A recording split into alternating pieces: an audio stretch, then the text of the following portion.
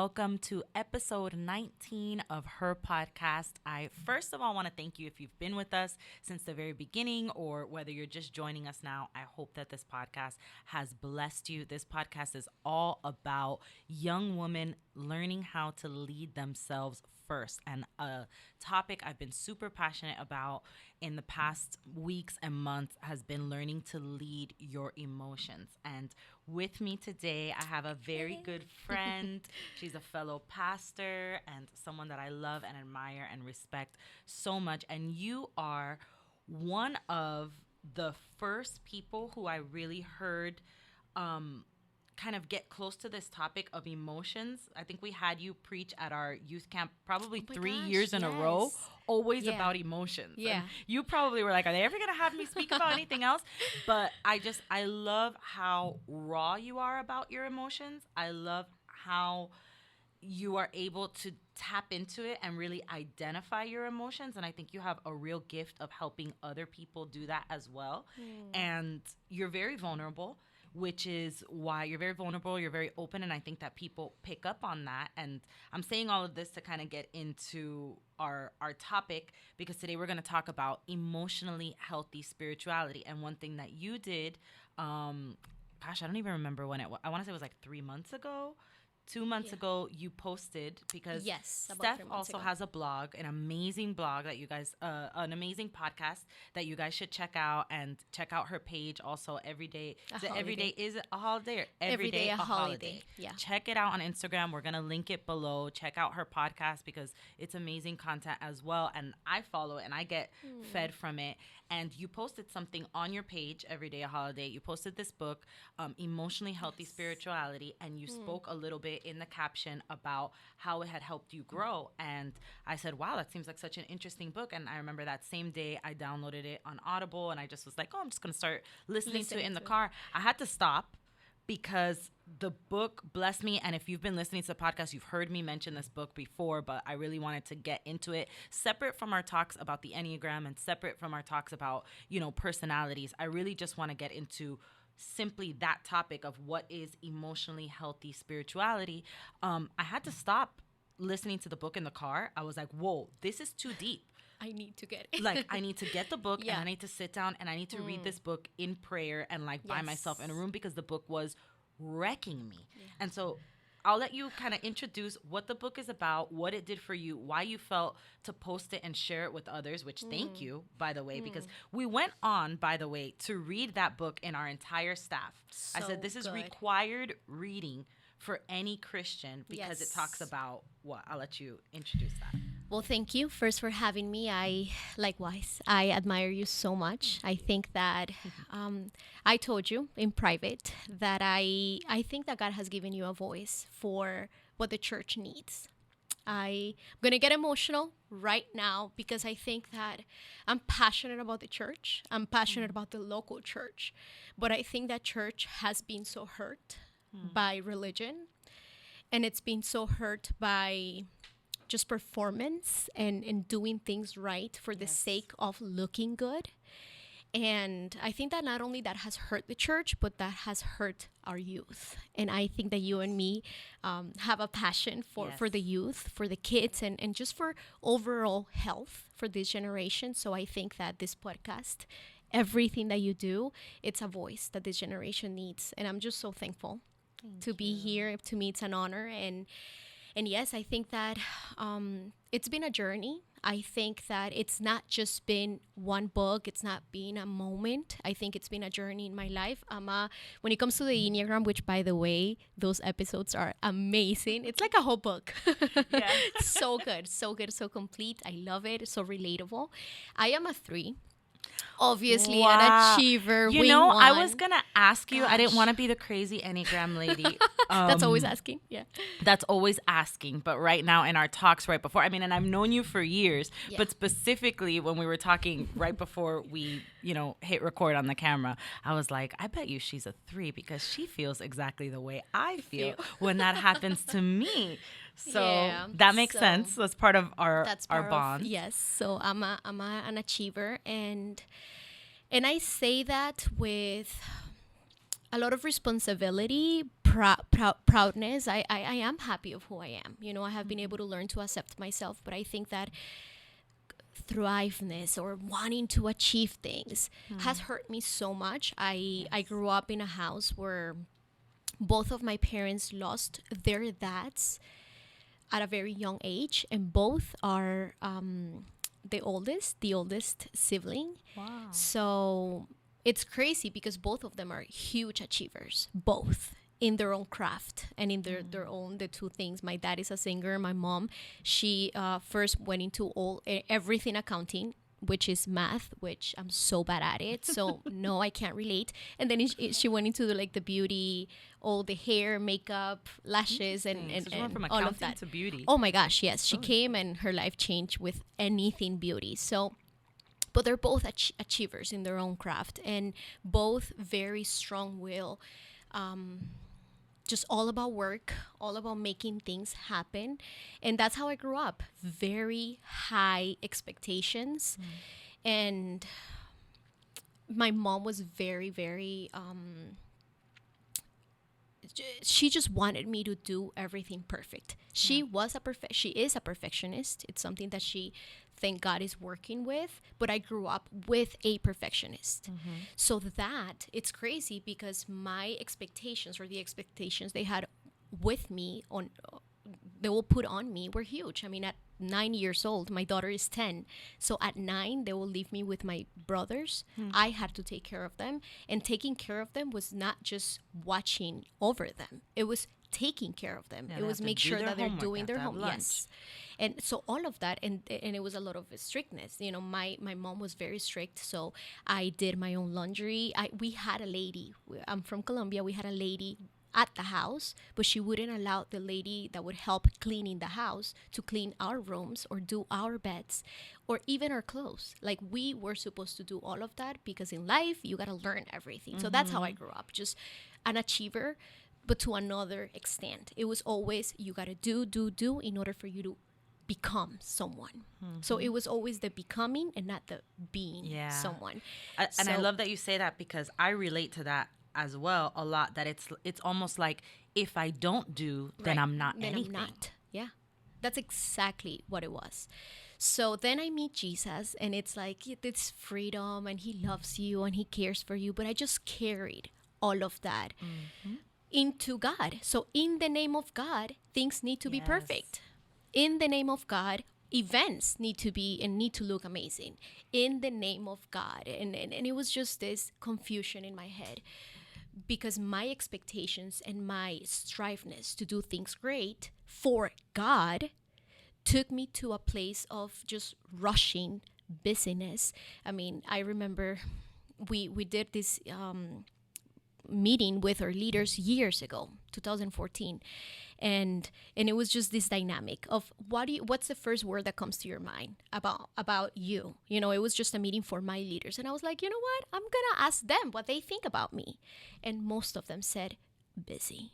You are always busy. And I felt so good. I was like, well, thank you. And yes, it's true. I am a busy girl, and I have a lot of things to do in the name of the Lord. And that was the thing. It was almost like I just switched. And because it was in the name of Jesus, that it is okay to live rushed. It's okay to be constantly doing and never being. Correct. And I feel bad with even taking vacations. So that's how it all happened. I got married, and, you know, I married to a 9. So you can already imagine, because it's a lot of, you know, he is passionate, but he's very like a pacifist, and he's always like, I love life and things are good. And I'm the one running. Let's go. So it was crazy combination, but I love it. And then we got to a place where his way, both of our ways of doing life and ministry was on the doing and never saying no. It almost became like a slogan in us as a partnership. Look what great servants we are. Yeah. Anything anybody asks of us, we do it. The Muyshondts always say yes. And it was almost like a slogan. And it was crazy, because that's how they will present or introduce people to us, like, oh, they're the Muyshondts. Oh, they'll get anything done. Wow. And at first, it was almost like it's true, because in the name of Jesus, we're going to get everything done for him. But inside the house, we barely had time to do anything. We had no kids, yet we had no time. I wasn't pregnant, yet I was tired all day. I didn't have babies that were waking me up all night, but I was woke all night. Everything in the name of Jesus. So we got to a place in our marriage where we were exhausted. We didn't even want to see our faces. I mean, we will get into the house and it was just, it was so sad. It was just, let's watch a movie, because in the name of Jesus, Christian couples need to date almost. But let's grab our computers so that we can also be very, we can work and be connected, but also we can be efficient, because in the name of Jesus, we need to also be efficient. And, on the outside, it looks amazing. On the outside, we were making things happen. That's the reality. And that's the biggest lie, is that as long as you are making things happen, then you're good. And we got to a place where my family, they wanted to do a trip, and we decided to join them. Well, they actually bought the tickets for us, and they were like, you guys are coming, and you guys are coming for 10 days. And we were like, what? We went to HR to ask for the days, and they were like, oh, you have like 21 days because you haven't taken any days off this year. Wow. And I was like, what? Yeah, you have all your sick days. You have all your vacation days, because you guys never take anything off. And I was like, oh, wow, that's crazy. Okay. And we left. And when we left, it was also after my second miscarriage, which it was those red flags, of God telling me, hey, you're not waving, you're drowning. Yeah. And all this time, I thought I just have to fight. I just have to keep on working and processing life and processing pain. And I thought that I was waving, like, oh, God, yes, I'm good. But in reality, I was drowning in my own pain. Why? Because I just had 2 miscarriages. And doctors had no explanation. Actually, my second miscarriage, the doctor told me, just try your next period, because there's nothing that I can tell you. And I just kept on distracting myself until that trip. And I read a book, and then that book, he was giving thanks to this author. He was like, thank you, Peter Escarizo, I think it is. Scazzaro, something like that. Thank you because of your book. Today I can say that I went from hectic to healthy. And I was like, who is this guy? Like a good achiever that we like to see. Let me do my research. Let me do the research. So I got this book. I remember that I ordered it, and I was like, let's see what this looks like. And I started reading it, and it was just me, 100%. Yeah. That he... I'm pretty sure, I don't want to put this out there. Sorry to interrupt you, but I'm pretty sure Peter Scazzaro is a 3 on the Enneagram. And I have my 2 production assistants here are both 3s also. And when they read it, they were like, yeah, we're a room of 3s in here, guys. Oh, Lord. But when they read it, because we read it as a staff, they're like, this guy's a 3, right? I'm like, he has to be, because he's reading my life before me. It's incredible. Sorry, go ahead.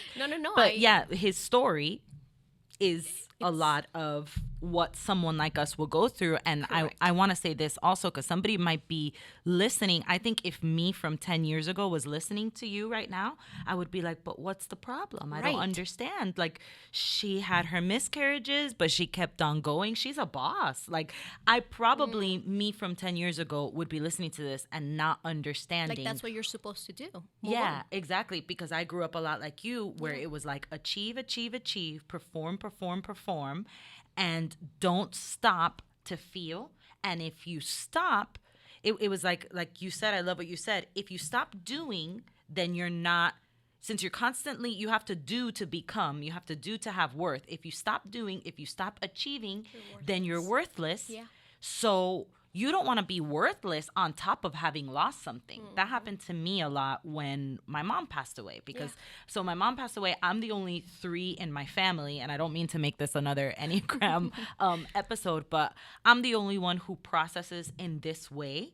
So all my family members did different things. You know, my dad took a little bit of time off, which was rightfully so. Right. It's good that he did that. I was the only one crazy enough that my mom passed away on a Saturday, and on Wednesday I was in church, quote unquote, comforting the church and being the strong one and up on the altar. And I was the one who announced officially. I was also the only one who went to church to announce, hey, my mom's in the hospital. Let's pray for her. And I went to work on Monday. I took a week off, and then I went to work, and I was in the office, and I sat in my mom's office, and I started working on my mom. I literally took my mom's stuff, and I said, okay, what was the last thing on her to-do list? And I started doing all these things, and these are things that people have praised me for, you know, like they've you know, because it's so easy to look at somebody like this and say, wow, look, they're hitting it out of the park. But I didn't realize that while what I was doing was it was good. It was good in a sense. It was not healthy for me. Right. And that's something that I've had to learn along the way, that emotionally healthy spirituality and the Enneagram and therapy and a lot of different things have taught me that just because something is good, and Paul said that, like, which is that's something I want to outline also, because I think sometimes people hear me, and I think the old school Christians, like the people from my parents' generation and from the past generations, they're like, oh, she's talking about emotions. That must be new age. That must be progressive Christianity. No, they need necessarily. Freedom. And I always answer with, not necessarily. I'm just understanding a deeper level of what Paul was talking about, because Paul said, everything is permissible, but not everything is edifying. Was it bad for me to be working? Was it bad for you to never take a day off? Of course not. You were doing it for the Lord. It was giving good fruit outside. But at the cost of what? The fruit, the external fruit was good. Correct. But what I wasn't looking at, and what I think a lot of people in the church are failing to look at, is what was my internal fruit. Because internally what was happening was that I was not grieving. Yeah. I did not grieve the loss of my mother until a year and a half later. I was living the life of a 44-year-old woman at 23 years old. Yeah. And my breaking point came when I realized, like, oh, I'm not okay and this is not normal, was when I actually did something kind of embarrassing. And I'm sorry to my little brother, Jay, because this was a wake-up call for me. I mean, it's not that bad, but so it just showed me how, like, off I was. I remember I came home. So at this time I was getting my master's degree, working at the church, doing my mother's job. I was in a relationship. This is when I started dating my husband, which is one of the reasons why I love him so much, because if you can marry somebody who was at this, like he loves me at my that, so he deserves me, you know, now that I'm happy and joyful and set free, because like I was just doing so much, and I would get home almost every day from working, not from having fun, from working and, you know, doing everything. I'd get home every day at 1, 2 in the morning, and I remember I got home and I was so frustrated and I was so tired, and I went to put in a load of laundry, and my poor little brother Jay had left his laundry in the dryer. But I mean, Jay is 13 at the time. Like, he's a baby, he's a kid. But I had no control over my emotions because I was grieving. I was busy. I was like, so much was going on that I remember I went to his room. I opened the door. It's 2 in the morning. The kid is sleeping. And I go, Jay, go get your laundry out of, you can't be leaving it there. The poor kid, my brother Jay has always been literally what we would call un pan de Dios. And the poor kid got up and he did it. He all druggy. And while I'm watching him do it, I was like, something's wrong with me. Like that was when, you know, and the next day I went up to my dad and I said, I'm not okay. Wow. Like that it's a weird thing that was my breaking point. But when I looked and I said, look at what my sad heart and my wounded heart is making me do. At this point, I'm not thinking right, you know? And I was like, if I'm doing this to the person I love most in the world, Jay was my son. Jay is my son. I still tell him, like, you're still my first baby. Levi's my second baby. But you're still my first baby. But I was like, I'm losing it a little bit. I'm going a little bit off my rocker. And at this point, I'm being cruel. But I'm being cruel because I'm not dealing with stuff. Right. And that was the year that I decided I needed some quiet. And I moved out of my house and I moved into an apartment by myself, literally to grieve. And So that good. entire year, I finally had quiet because I realized that I was afraid of the quiet. Yes. Which is one of the things Yeah. that this author talks about when he says, and I put the other day on my Instagram, I said, if you can't be alone with your thoughts, Yes. you have emotional work to do. And that's what I was doing. I was helping my brothers do the laundry, helping my sister because she was in her final year of high school when my mom passed away, helping, my other brother in anything he needed. I would fix dinner for the family. I would work. I would go to school. I had a boyfriend that I was trying to maintain some kind of relationship with, which I was always falling asleep on our dates, just super random, because I was exhausted. Yeah. But that was when I kind of began to see, that was the beginning of a journey that I'm still completing now and I'm still, doing now, where it's like, I need to be able to feel what I'm feeling and I need to be able to deal with what I'm feeling. This is the thing that I love this saying, we have Jesus in our heart, but we have grandpa in our bones. And I just want to be able to share that with all our old school, beautiful people that love the Lord. And it's that you can love Jesus with all your heart, but you carry your grandpa on your bones. You carry pain, you carry baggage, you carry situations and things that, yes, he can free you, but there is things that if you're not self-aware that you're going through them, you're going to keep on repeating them. That's the reality. And until we accept that and we know that fruitfulness begins in the soul, we're going to keep on just becoming performance. People that perform. And this is the thing. We're so good. Once you become a Christian, that's why I was very, saying, it's one thing is to be a Christian and another thing is for you to be a Jesus follower. Because a Christian tells you what to do. And we're like, oh, we're not non-denominational, right? No, we don't follow rules. We just love Jesus. No, let me tell you, the church puts rules. Yeah. You know how to dress up on Sundays. You know what to say. You know exactly how to behave. You know how to raise your hands. But what happens on Monday? And that's the thing. We like the Sunday feeling, but we're not willing to commit during the week to truly be Jesus followers. And part of being Jesus followers is to be able to accept our humanity. Yeah. We feel, and you too can be sad with Jesus. And that's something that has broken anything in me when it comes to religiousness. I can be sad with Jesus. And when I sit with him in solitude, when I'm able to be still in my thoughts, he is the one that replaces my thoughts. It is not bad for me to feel, but he has the power to replace those thoughts. And what I learned was more of, if you feel angry, you need to tell anger to leave. Yes. And what do you stay with? Empty? You know what I mean? Do I stay empty because I'm angry, and if I'm angry, it's wrong? And what I have been able to discover is, no, I can be angry with Jesus. And what he does is that he takes my anger and he replaces the anger with the fruits of the Spirit.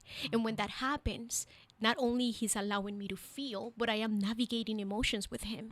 And as I do that, there is more intimacy. Yep. And when there is more intimacy, there is more commitment. And when there is more commitment, there is confidence. Yeah. He's not afraid of your feelings. Correct. Yeah. Which is something that I grew up not knowing that I was feeling because of that exact type of thing. And I think that the old school church people, so I have a really good friend, shout out to Letty if she's hearing this, because she's a really good friend that we have a chat, her, me, and my cousin.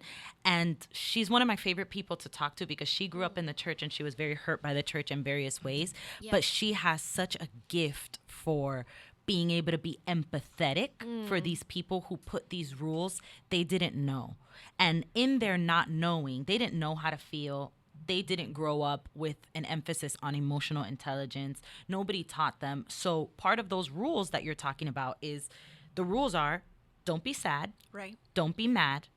don't be, it's like there are these bad emotions. There's okay emotions. Like you're allowed to be happy and you're allowed to be proud. And it's weird because you're allowed to be prideful. Right. You're allowed to even be, you know, a little bit judgmental of others. Like those emotions are okay. But you're not allowed to feel anything that will make your face change from a smile to a frown. Right. Because if you do, what's going to happen to God? And we don't realize that the Bible says that religion makes faith without effect. And that's exactly what it's doing, because you're putting on this false face of religion, you're not living out your faith. Because authentic faith is being able to go to God and say, God, my faith is broken. Can you fix it? Right. Like I lost my mom. I lost people that were close to me. Yeah. I'm tired. I'm exhausted. I'm angry when I wake up in the morning. I remember there was one point in my life where it wasn't in my grieving process with my mom. It was after I was whole, I was better, but I just started waking up every day in a bad mood. I was just waking up every day in a bad mood. And I kept like casting it out, like the devil's not going to get on me today. And when I finally took it to God in prayer, because unfortunately, I hate to admit this to you guys, but in my, you know, that grandpa in my bones tells me, keep on going, keep on going, keep on going. And sometimes instead of prayer being my first, you know, I forgot what that saying default. is. Yeah, instead of prayer being my default, sometimes it's my last resort. For sure. Yeah. So after like a week of not being able to figure out why I was so angry every morning and so mad, and I didn't want to go to work, I didn't even want to talk to my husband, and I didn't even want anybody to look at me, only my coffee, that was all I wanted.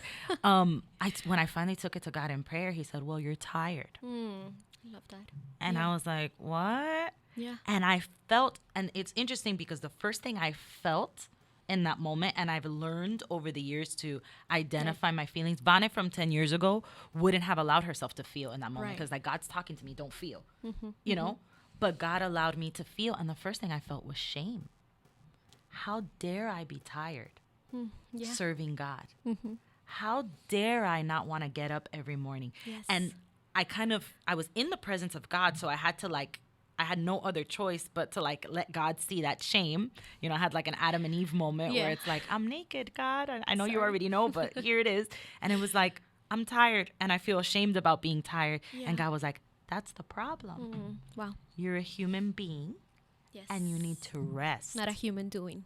Yeah. You're a human being, not a human doing, and you need to rest. Yes. And where this whole time I kept thinking, I need to do more, my tiredness is going to go away when I just have a victory, when I have a breakthrough, when I have a, you know, and that is what we are talking about when we're talking about emotionally unhealthy spirituality. Was I spiritual? Yes. Was I biblical? Yes. Was I giving external fruit? Yes.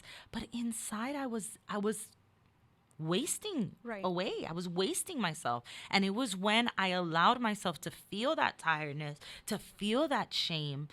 It was interesting because God gave me a direction that I would have never given myself, which was I remember I was working really hard and I was getting things together to write a book. And he said, do not write the book. How could that be? How could God be telling me not to serve his people by, you know, giving another, it's like, you know, you always think, especially we're Pentecostal, so we think of like, we're going to give the devil another, you know, otro puño al diablo. We're going to I'm going to kick him again. And God was like, it's okay. You don't have to. You can. Got it. Yeah. But you don't have to. You can rest and be with your family and just do what you're already doing. Because the funny thing is, I wasn't going to stop working. He literally was just telling me, don't do more right now. In this season, you're booked up and you're getting yourself tired and you're getting yourself frustrated doing things that I never asked you to do. Correct. And that's something that really touched me about this book, Emotionally Healthy Spirituality, that Peter Scazzero says. When I heard this, I instantly, like, just the tears started running down my face because I said, wow, that's me. Because he says something of when he went to the Lord at some point, and the Lord told him, you have so many Ishmaels. Yeah. So many sons that you've given birth to that I didn't ask you to give birth to. We put so much effort into doing things that God hasn't asked us to do. Yeah. And so, because they're good. You. No, because they're good things. But they're not the best things for you. And that's what the gift of self-awareness comes from. You give yourself a gift. And the gift is intentionality in your relationship with God so that he can instruct you for clear assignments. And when you are able to have that dynamic with God, you are confident in the assignments that you're doing. But in order for you to say yes to something, you have to say no to something. Yes. And that's the thing, that in this society, we got to say yes to everything. We got to keep up to everything, and we got to be present to everyone but ourselves. Why? Because it's the external gratification. Yeah. You know, it's as long as people see, as long as I am making the difference, as long as they share it or they said something about it. But and that's not loving ourselves. And how can I love God, my creator, if I'm not respecting his creation? You know, and that has wrecked me, but changed me from the inside out. He speaks about the iceberg. You know, and it's the 80-20, and how, you know, we care so much about the 20% that you see in the iceberg, which is the outside, right? But on the inside, there is so many emotions and so many things, so much pain, so much history. I always say that we all are worthy of our story. But sometimes we don't want to retell the story because we're so scared.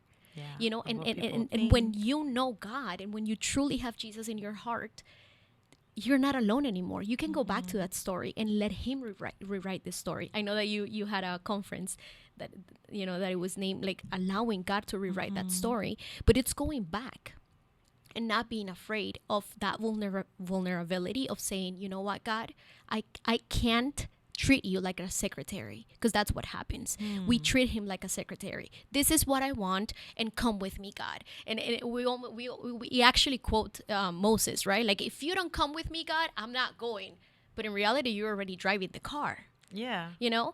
So it's like, okay, it's God your secretary, or is he your everything? Are you okay with knowing the stage of your life? And are you okay with doing only what he has asked you to do?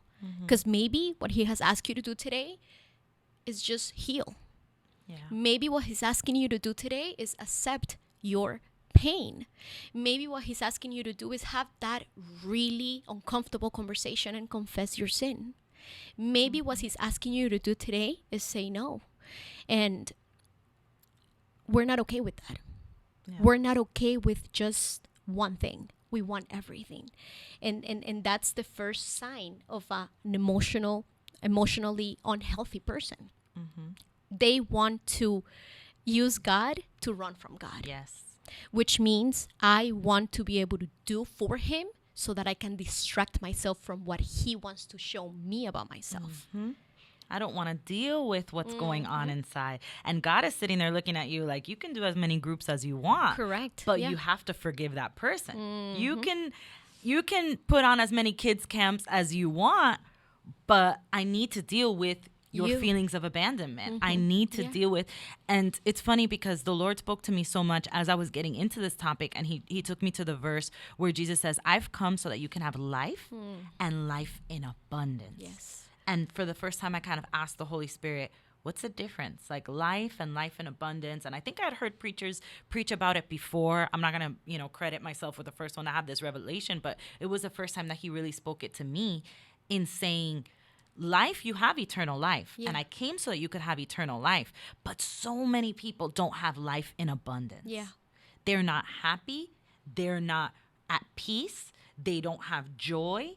They don't have, and it's funny because we throw those things around and we say, we have to have joy. We have to have peace. We have to, we know these are the fruits of the Spirit, but we don't realize that sometimes for these fruits to be developed, something has to be dug up in us. Absolutely. Weeds need to be pulled. Seeds need to be planted. There's an emotional work there that needs to be done. And we're afraid to do that work because it's going to hurt and it's going to take us to confront ourselves. So it's exactly what you're saying. We use God to run from God. Yeah. Oh, if I don't, God doesn't have to, like, it's like almost like, God, don't look over there, look over here. Like the whole like Wizard of Oz. Remember the Wizard? Don't look at the man behind the curtain. And so many of us are doing that in church. Yeah. Don't look at the girl behind the curtain. Look at the girl who's singing on stage. Look at the girl who's reading her Bible. And because we're doing that, the girl that comes behind us is going to do that too. Yeah. I think that's why I feel such a weight to try to be open and to try to be vulnerable and to try to, show people where I was emotionally unhealthy, because I feel like the fact that I got up there, let's say a week after my mom passed away and I started preaching, somebody might look at that and say, that's strength. That's what I want to do. So how I feel it's not right. So how I feel is not right. And that's what I need to do. And I'm going to push myself to do that. And guys, I shouldn't have done that. Yeah. I shouldn't have done that. I was being emotionally unhealthy. And so much freedom has come. So one of the things that I can give as an advice to anybody watching this, so much freedom started to come. And this was years after my mom passed away, when I was becoming more whole and becoming, more healed and just advancing in this journey that I'm still on, because I'm not an emotionally perfect person. But so much freedom started to come when I started to ask, why are you doing that? To myself, and expecting a better answer from myself. Wow. So I started being harder on myself and ask, I wish I would have asked, why are you going to church today? Yeah. That day, that I didn't need to be there. I should have been home with my family. I should have been grieving. I should have been in my room alone crying. That's what I should have been doing. I wish that I would have asked on many of the projects that I started in my 20s. I wish I would have asked, why are you starting this project? Because I'll be honest, there were a lot of projects that I started, not because the Lord told me to, but because as a 3, now that I know I'm a 3, and that's why I'm so passionate about people knowing where their emotional blind spots are. Now I know I was doing it to gain love and to gain approval from a God who already loved me and already approved of me. Right. So I lost sleep. I worked so hard on projects. I would cry if I failed the project, or I would cry if doors didn't open. I stressed myself and strained myself so much, but I never asked myself, why is this so important to you? Because sometimes what was important to me, obviously I like to think I'm not a complete narcissist, and I like to think that, part of it, obviously I knew I was going to bless people, and I was glad that people were going to be blessed, and I wanted to please God, and it doesn't come from a totally disgusting place. For sure. But I could have waited and maybe done something better. But I just wanted to do and do and do. And I was using God to run from God. Yeah. And, that's the reality. We all have our different approaches to dealing with pain. And that's the beauty, again, of self-awareness, is how do you deal with pain? Can you go to God and ask him, can you name your pain? This is what I'm going through. These are my fears. This is my honest truth. And I think that once you are able to give yourself that gift of being present, because that's also something that allows you not to be emotionally healthy, which is, by the way, a journey. That's something that I'm committed to until I go to heaven. This is a daily commitment. And I always say 1 day at a time, and sometimes, guys, 1 hour at a time. Sometimes I'm just like, I need to be present now. I was so bad at being present, Vanessa. Yeah. It was, and it was so funny because people applaud that. Like Stephany, she could be cleaning, she could be counseling someone on the phone, plus she's breastfeeding her baby. I mean, come on. And it was true. Yes, I could do it all at the same time. But I was always in the future. I was always in the tomorrow. I was always in what's going to happen next. I wasn't able to be truly present. And when you are able to be present, that's when you truly understand the peace and the joy. Because when you are present, you are peaceful that he has your tomorrow. And you can be joyful, even though in an hour something can happen to you. You have the joy of the Lord that nobody can take away. Therefore, I can be sitting on this table and I'm not worried about what's going to happen in an hour. Why? Because right now I am here. And that gift allows you to feel. That gift allows you to be aware of what's happening. I use all my senses a lot. Like, how does this coffee smells? How does this table feels? Love the color of your shirt, and all of that allows me to go back to my house and remember that it wasn't just a moment. It was a space that God allowed me to be at, but also it's what do you want to reveal to me, God? And when you give yourself that gift, you start learning to truly appreciate life. Yeah. You know, you start really learning to not wanting perfection from your life, but truly just enjoying one day at a time.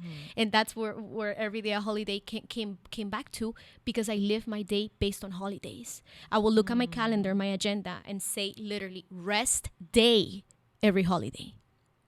And I will prepare myself to either go on a vacation for a holiday, or, okay, today you get to sleep in because it's a holiday. And I was like, wait a minute, holy day, it's holy, which means the word holy means set apart. Could you set apart every day for have a time to rest? Can you set apart a day to just have fun and smile, you know, and just have random dances with your kids? Could you have every day a holiday? Because if you do, then you're going to see the fullness of who God is. And, you know, that's the invitation for everyone, just to be able to look within. Yeah. And when you're able to look within, you might get scared of what you see. That's the reality of human beings. But also you're going to be able to see that there is a God that's ready to embrace you, and not to shame you, but actually embrace you and tell you, I see you, I care about you, and whatever you do, it's not going to make me love you more or less. I love you, but I love you enough not to leave you how you are. And it's an inside job. And I think that if we truly take in as a commitment, as a personal and individual commitment, to look within, our relationship with God will be so rich. Yeah. And healthy people, it's a healthy church. Yeah. You know, and anything that's healthy, it's going to grow. Yeah. And it's crazy because we hate looking within, but that's where the Holy Spirit lives. Yes. Like, I realized some time ago, I was like, I spend so much time fixing the outside of me, my Instagram page. I spend so much time worrying about what other people see. And I run from, you know, fixing my house where the Holy Spirit lives. And I talk about, and I'm not talking about my house, my home where I live with my kids, but I'm talking about the home where the Holy Spirit lives, which is my heart. Yeah. And it's like I was okay with everything being a mess in there because I cared more what other people thought than where God had to live. Right. And when God started doing a work, when the Lord started doing a work in my emotions, is when I started thinking, oh my God, if the Holy Spirit's living in my heart, he's stuck in there, you know, with a mess that I have not cleaned up, things from my childhood that I have not just taken out and let go, because I need to forgive, because I need to move on, because I need to stop these mental fixations that I have, always doing this because of this, you know, the grandpa in my bones, he's living in there, but I was running from there. And because I was running from there, I didn't know how to be with him. Because it's when you begin that indwelling, it's when you begin that looking inside, when you can sit by yourself in a room in quiet and say, what am I feeling today? What's going on? Why did I want to yell at this person? Why do I feel such a hatred for this person? Yes. Why do I feel so much contempt? When you can sit there, that's when the Holy Spirit can say, hey, yeah, listen, I've been sitting next to this. Let's talk about this. But we're running from that. Yeah. And I love what you said about every day a holiday. I had this experience at the beginning of the year. I did these 21 days of fasting and prayer, you know, and like a Pure 3, I was so proud of it, you know, like, I feel like I'm so proud every time I do anything that's difficult and anything that gets me tired. It's like, I always tell my husband, I'm sorry, I have issues. Like I have issues. The more tired something makes me, it's like the more I like it. Gives me more energy. Yeah. So I'm like, I'm going to wake up every day for the next 21 days. I'm going to wake up every day at 5 a.m. I am going to pray. I'm going to journal, and then I'm going to exercise, and I'm going to eat right. And I'm going to be on this, you know, I was on the Daniel fast. So like, I was just, you know, I was living in my 3, like Ashley says, like my assistant Ashley is here. I was thriving in my 3. And I remember this one week came, it was the last week of the 21 days. The first 2 weeks, I'm going good, strong, you know, just having that time of prayer and working out, and then going to work, feeling amazing. And then the last week, I don't know if my kids were teething, or I don't know if they were going through a leap, but every single day in the middle of my prayer, like in the middle, somebody would wake up That's the thing about just the sheer volume Yeah, of right. 3 kids. Like, you could have 2 kids sleeping well, but 1 kid will wake up. And I remember this one day that I was like, God, I've been waking up at 5 in the morning. Like, I was angry. Yeah. Like, I was like, Lord, I've been waking up at 5 in the morning every day this week to be with you. Can you just keep my kids asleep? Like, that's all I ask you. For Keep them 30 asleep so more that I can minutes. talk Yeah. to you, you know? And like Levi kept crying. It was Levi this time. He kept on crying. He kept on crying. He kept on crying. So I was like, okay, well, you know, he's my son. I'm his mom. I'm just going to go. My husband does not wake up when kids are crying. He has the gift of supernatural sleeping, yeah. peace, I guess. Because yeah, my husband's in the room right next to them. I'm downstairs praying, but But he doesn't hear them. it is what it is. So I go up and I get Levi and I bring him down and I have Levi here. And then, like, you know, the obsessive compulsive person that I am, I'm like, I'm still going to try to pray. Right. Because now he's laid down on me. So I'm like, you know, with one hand, I'm trying to write. And then with the other hand, I'm like looking at the Bible and the worship is still on. And I just, in that moment, the Holy Spirit said, look at yourself. And I was like, okay, I'm looking. What's the problem? I think I look great. I'm multitasking mom right now. And I felt him say, I'm giving you time with your kids because you want to do so much that you haven't been paying attention to them. And your kids will only be little, you know, and I can't say word for word, but like the speaking that he was doing to my heart was, your kids are only going to be little for a little while. And you would rather them be asleep so that you can get something done. I spoke to you already. Go be with your kids. Because I had prayed already and my kids woke up and it was like in that moment that I was like, oh yeah, I'm human. I'm a mom. My kids need me. The Lord spoke to me, but I wanted the Lord to speak to me for an hour. He's like, who said I have to speak to you for an hour so that you can cross something off a list? That is emotionally unhealthy spirituality. It's spirituality, but it's spirituality for the sake of my ego. It's spirituality for the sake of my to-do list. It's spirituality for the sake of my will instead of, Lord, did you speak to me? What do you want me to do? Because what the Lord wanted me to do in that moment was go pick up my kid and be with my kid and make sure he's okay, instead of like, now I feel guilty about it because I'm like, oh my God, like I took this kid, I threw him over my shoulder and I was like, shh, shh, shh. And I kept on praying. And then I was like, wait, I prayed for this baby. I longed for this baby, but it's exactly what you're saying. We're always living in the future. So when I didn't have the baby, I was longing for having the baby. Now I have the baby. I'm longing for him to sleep so that I can pray. And it's like, have I taken the time to enjoy the baby? He's not even a baby anymore. Now he's like a full toddler and speaks full sentences. Did I take time to enjoy my baby? And that was like, that wrecked me that day. That for the rest of the day, I kind of went through the day saying, why am I waking up at 5 in the morning? That's where I started again. And I was like, wait. Did God tell me to do this? Or am I doing this because I'm striving? And I realized that so much of my life was working and not being. And I'm not a human doing. I'm a human being. And it's crazy because God cannot be your priority. And I know that I am breaking some people's thoughts right now. They might be texting you right now, Vane, that's not true. Yes, God cannot be your priority. Because if he's your priority, you're just going to check him off of a list. He has to be your everything. And when you invite him into your everything, you start seeing a different kind of God. And it's a God, it's living in the plural.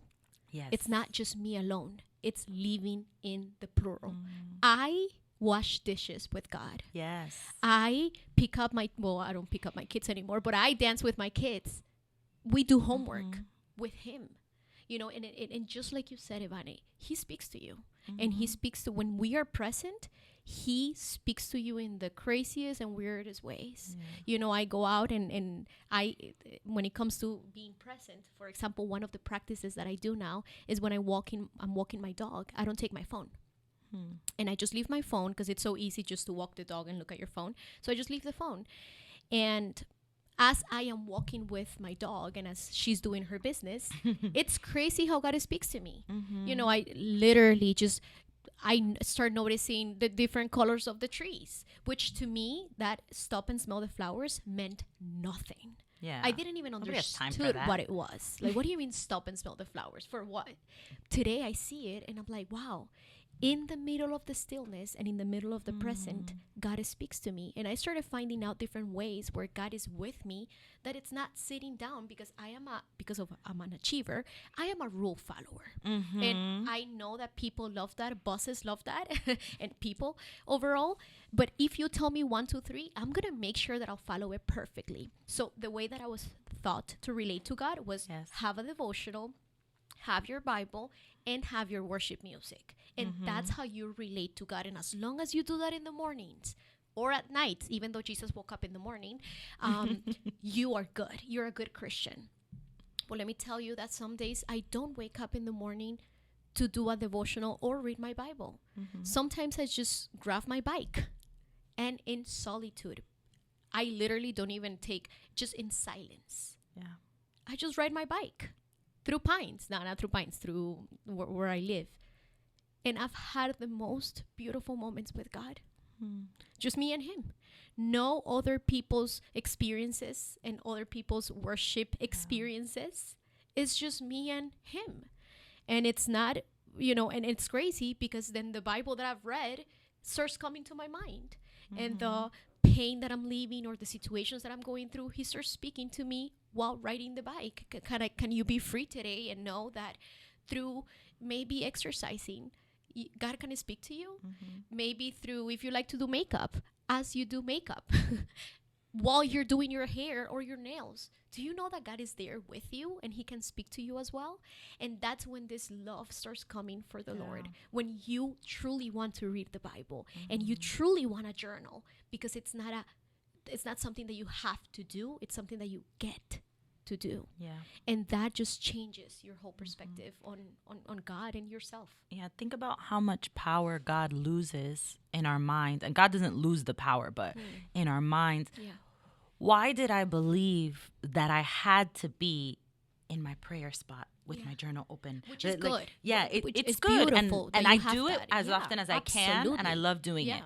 But it's true what you're saying. Like, why did I believe in that moment that if I went and I picked up my kid, I was cutting God off? Like, all of a now he sudden, can't speak to me. Think He of how left. much, how small I thought he was. Because we do think if you think about it, we are thinking that he is small. If we think he can only speak to us when we are channeled, looking at him, doing this exact thing. And I think what you're saying is kind of what I learned that day. Like, wow, I can be fixing lunches and talking to God. Yeah. And that's okay. And I think so much of our mom guilt, so much of our, so much of our just emotional, because guilt is an emotion that comes from the enemy. Condemnation is not from Christ. Yeah. But so much of our Christianity guilt, our Christian girl guilt, our mom guilt comes from the fact that I didn't have time. I didn't have time to sit and be perfect. And so then that's why I have to wake up at 5 a.m. And again, I do not knock waking up at 5 a.m. It was an amazing experience for me. For sure. And it and was if that's your so assignment for good. the season, go ahead and do it. But it wasn't. I'm going to be honest with you. Yeah. When I had that breakthrough with the Lord, I stopped. Wow. And many people would probably, me in the past, Vanna 10 years ago, little Vanna would have said, you quit? You quit You need your another 21 days? Yeah, you quit. But I quit because I realized that I wasn't in the season for waking up at 5 a.m. I was in the season for sleeping. Yes. Not sleeping slothfully, getting a decent amount of rest because I have 3 babies teething, going through things. I was waking up at 5 a.m. and then I was, carrying 3 kids and planning conferences and, trying to open church back up because that was the time, that was this year that this happened, these 21 days. We're trying to open churches and we're trying to deal with hurt people. And when churches closed, people really went through things and they were alone and they were out without community. And I didn't have energy to do any of that because I was doing something that I wasn't called to do. And I love what you're saying because I think that's something that I've learned too, to look for God everywhere and to feel God all the time and to stop and pray constantly. And that's what the Bible says. It says pray without ceasing. Pray without ceasing. And then we take that and we put that in our box and we say every single day, pray at the same time. No, Pray all day. Stop and go into the bathroom. I do this a lot. The bathroom, I do a lot in the bathroom because especially when I feel my emotions getting high and I'm about to cry, I'm about to, especially when I feel myself just kind of like unraveling, I go into the bathroom and just for a little bit of solitude. And I say, I don't feel well, Lord. I need you right now. Why am I doing this? Speak to me, Holy Spirit. And sometimes the Holy Spirit will speak to me in that moment. And sometimes he won't. And I'll be like, okay, I'll I didn't hear anything, Lord, but at that point, I'm going to use what the word has taught me, what I already have in my heart. Your experiences, yeah. But it's constant. And that's how relationship is. Sometimes I call my dad and sometimes he doesn't answer. And it's not that the Lord never answers, but what I'm saying is sometimes my dad doesn't answer in the way that I want him to. Correct. But I circle back to him later, hey, I was talking, in the bathroom, what was going on there? And that's when the Lord will say, that wasn't the moment for me to speak to you. That was the moment for you to develop self-control. Yes. Or that was the moment for you to how you feel. Mm-hmm. But all of that comes from having a real relationship with Christ and not like you said, I'm not a Christian, where I have to pray this way and I have to do things this way and I have to, behave this way and I cannot be sad and I cannot be alone and I cannot, it comes from being real. And we can't be real with God until we're real with ourselves. Yes. Wow. That's true. Unless we are able to be real with ourselves, we won't be able to be authentic to anybody, including relationships. Because maybe you are in a relationship today and, when it comes to spouses, we talk a lot about this with my husband, with other couples, because that was us. We thought we knew each other. And when we started truly, and again, still in the process, and we're going to be in the process forever, of rediscovering ourselves, and every stage requires a different kind of inner self-discovery. We have found so many things that we just had hidden in our hearts. And you start seeing and you start going deep into who you are, and not only you start accepting yourself, but you start accepting the other person and truly living in grace and having those uncomfortable conversations with yourself and the other person that allows you to truly grow in intimacy and authenticity with the person that you are with. So it's a gift, but it's also an invitation. Yeah, and I love that you say it's a gift. Going back again to this author, which again, the name of the book is Emotionally Healthy Spirituality. It's by Pete Scazzero. I'll have, the guys on my team link it below. But one of the things that really touched me also as we bring this to a close was he says, when you become emotionally healthy and emotionally present, you receive the gift of slowing down. Yes. And that was a gift that I didn't know I needed. I didn't know that I needed. And that's why I love the name that your ministry, because really it's a whole ministry. Every day a holiday. Because you're right, on holidays you slow down. And you prepare or you plan ahead. You let yourself be. And when you really understand that, number one, God loves you for you. Number two, everything that you're going through is forming you, not just the things that you want to form you, because that's something I went through too. It's like, no, this is not forming me. Right. This argument that I'm having with my coworker, that's, I don't know what that is. That's the devil. But in turn, but like spiritualizing the course I'm taking, the course I'm taking, that's forming me. Yeah. But you don't realize that, no, that argument that you're having with your coworker is forming you. The sadness that you're feeling because your mom passed away is forming you. All of these things are part of your life. And all of them need God in them. And all of them need you in them. Because if not, what you're doing is, and this is going back to that example you gave, just push that anger away, send that anger away. If you do that, what ends up happening is that anger doesn't go away. No. That anger just hides. Right. And it's just hiding in there. You're just distracted. And all you have is, you have heaviness. And you have a heavy heart. When really, if you confront it, you think, why is this happening? Why is this anger going on? Why am I feeling this? And what can I do about it? Yeah. At that point, you're living a completely different life. You're living authentically. Yeah.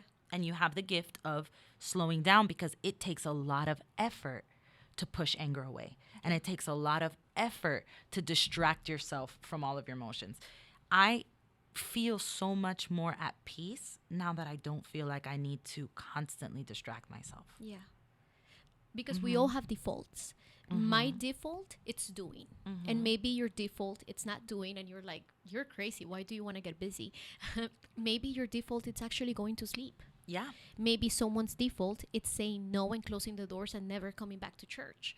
Maybe your default is it's going back to drugs and alcohol because that's your distraction. Maybe it's pornography. Maybe it's a sex addiction. And we as a church, and I'm not talking about this church or my church, just as a whole, the capital C church, it's wanting to fix the behavior. So you're dealing with a sex addiction or with, let's say, pornography. Okay, this is what you need to stop doing. You need to come to church more. You need to seek the Lord every morning, and you need to. So that's the outside. But the reason why that has become your default, it's because you want to cover something. Yes. And when you are able to be in that stillness and not rushing and putting so much noise in your head, you start noticing the iceberg, the under. It's the reason why I'm acting this way. It's because of this. The reason why my default is this. It's because of that. And that has been liberating, because I always thought that my life had to be a balanced life. I have so many hats. So I got to be a pastor, and I got to be a mom, and I got to be a wife and a friend. And if you are trying to hold, for the ones that are watching, if you're trying to hold everything, you get to hold it, but you're not moving forward. You're just holding things so that nothing, falls.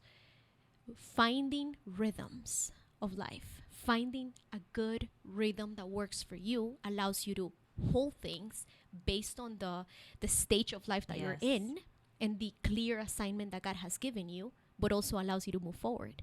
And as you move forward, you get to advance. And that's why I say you got to pause to advance, which sounds completely weird, because what do you mean you want me to stop in order for me to go forward? Yes.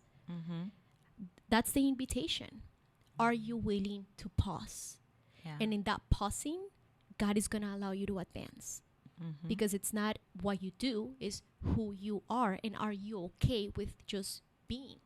And I've had to find myself, and with my husband, we're okay with just being.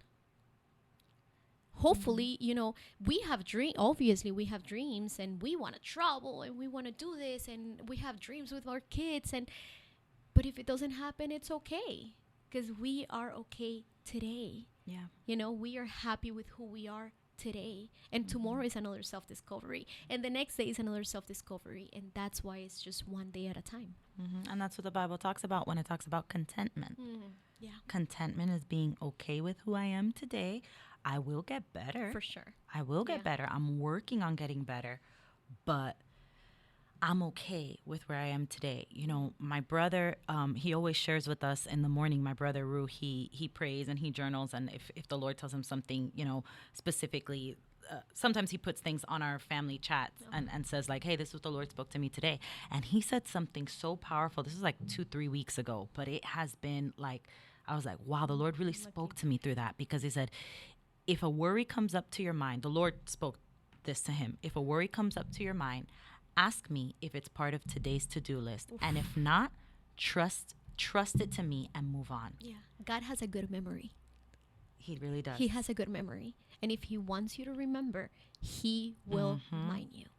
There's nothing in the future except worry and fear. Wow. That's something I've learned too. There's nothing in the future except worry and fear. So living in the future like you used to do and like I used to do will only make you a worrisome and fearful person. Living in the present with what I have to deal with today, with what is going on today, can I do anything about this today? Yeah. Can I do anything about this fear that I have? If there's something I can do about it today, if I can make a call, if I can go to the doctor, if I can whatever, then I'll do that thing that I'm going to need to do today. But once I make that call, once I've made the doctor's appointment, for example, then there's nothing else for me to do today. Now I'm just going to leave it in the future where God's already been there. Yeah. And I can pause, like you said, pause to keep going. I have a saying like that. It's slow down to go fast. Yes. Wow.